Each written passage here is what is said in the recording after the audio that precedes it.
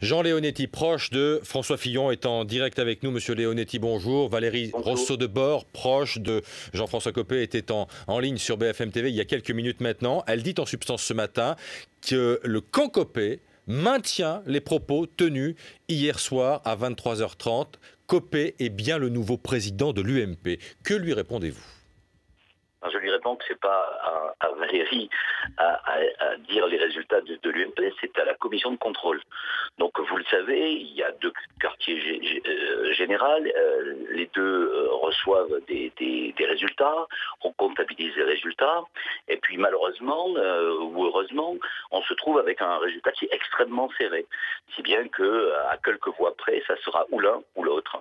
Eh bien attendons que le dépouillement se fasse avec les contrôles de la commission et qu'on dise qui est réellement président de l'UMP ce matin. Alors François Fillon était certes moins net que Jean-François Copé hier soir, mais il disait que c'était lui qui l'avait emporté. Le camp Fillon a changé un peu de discours et de vocabulaire ce matin. Non, François Fillon n'a jamais changé de vocabulaire. Il dit simplement que la comptabilité qu'il y a au quartier général de son équipe montre qu'il y a une avance de quelques centaines de voix pour lui. Et donc, attendez tranquillement et sereinement les résultats de la commission de contrôle. Quand on a vu M. Copé arriver sur les plateaux de télévision et dire « j'ai gagné ». Alors qu'on le sait très bien, on ne pourra dire « j'ai gagné » ou « j'ai perdu » qu'après que la commission de contrôle ait vérifié l'ensemble des résultats et donner un résultat officiel. Très franchement, est-ce que votre confiance à l'égard de cette commission de contrôle est totale ?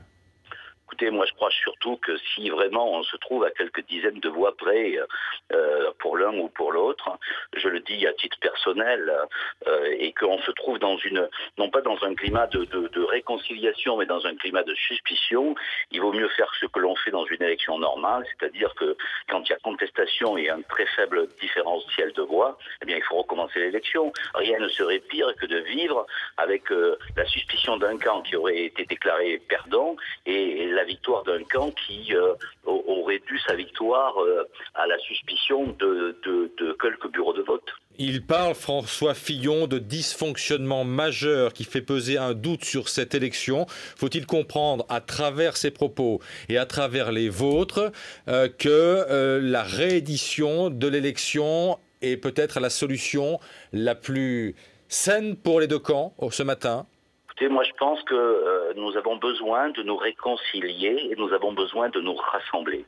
Nous sommes dans la même formation politique et nous n'avons pas d'ennemis, en tout cas moi, je n'ai pas d'adversaire ou d'ennemi à l'intérieur de l'UMP. Bon. Donc je souhaiterais, quel que soit le président élu, qu'il soit élu de manière claire, et s'il y a un doute, je préférerais recommencer, même si c'est pénible, compliqué et fatigant, cette élection plutôt que de la garder avec cet élément de suspicion. Est-ce que vous êtes conscient, monsieur Leonetti, de l'image terrible que l'UMP a pu donner hier soir ? Je suis très triste et très inquiet parce que je pense à tous les militants qui sont venus voter. Je pense à cette immense vague, 170 militants qui viennent voter. C'est inespéré. Ça prouve que les militants de l'UMP sont encore combatifs, qui sont encore mobilisés. Et leur donner aujourd'hui ces éléments de doute et de confusion est très négatif pour eux. Et donc, au moment où on devrait se rassembler, on est en train de se soupçonner. Je pense que si on se trouve dans cette situation et qu'elle se prolonge, ça sera néfaste pour notre formation politique. C'est la raison pour laquelle je le dis, s'il y a un doute suffisant, il vaut mieux recommencer une élection plutôt que de rester sur un doute.